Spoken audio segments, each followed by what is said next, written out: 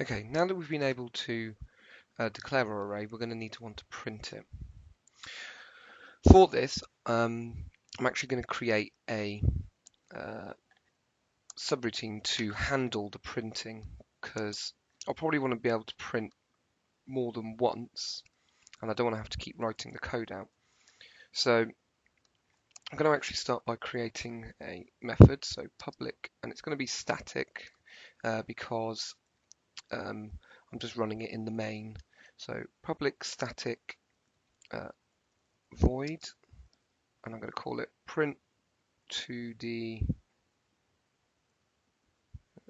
yeah, call it like that, array, and it's going to take in an int array as its parameters called array in. So the way that we're going to print it is we're going to create a nested loop. The first loop is going to ensure that we go through hit each array, and the second loop is going to print out each element from that array. So what I'm going to do is I'm going to say for, and I'm going to call this int row equals 0, while row is less than array in dot length row plus plus. So this first for loop is going to allow us to loop through and hit each of the arrays which is in our 2D array. The reason I've done array in dot length is because I want it to be able to take in any 2D array no matter what the length and never go out of bounds. So dot length allows us to get the length of the array, and it'll be whichever number is effectively here. So because ours is 5 by 5, this one's 5. And the second one is I'm going to create another for loop. So for this time int column equals 0, while column or col is less than array in, and then because we're accessing a specific array now within it, we need to say array in row so that we get the right array, and then we say dot length and then col plus plus.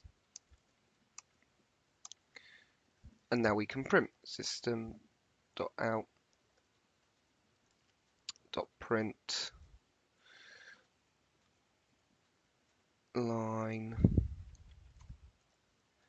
and I'm going to print the array in row column. So this won't look very pretty at the moment, but when I print it, oh, I need to actually call it. So to now use that, all I do is call it. So I say print 2D array, and I pass it my 2D array. So student scores. And now when I run it, it prints them all out. It doesn't print them pretty like I would like them to, but I can start adding to that. So I can say week, and the week is going to be I'm going to get that number from the column. So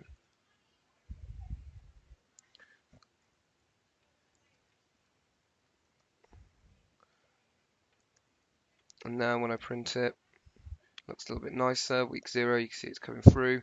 How about we add a backslash t there, and here, before we go into the array, we'll print out which student we are using. So, so I'm going to say student, and then row keeps track of which student I'm printing. So now we have student 0, week 0, he got this, week 1. Obviously, there isn't, student 0 might sound a bit funny, so if you want to make it prettier to the eye, more kind of English, you could, if you wanted to, add 1 when you're displaying the column and the row, so that it makes more sense. Put them in brackets because they're calculations. And here we go. Student 1, week 1, 2, 3, 4, 5. And it's been nicely formatted for us. Brilliant. Okay, have a go at that.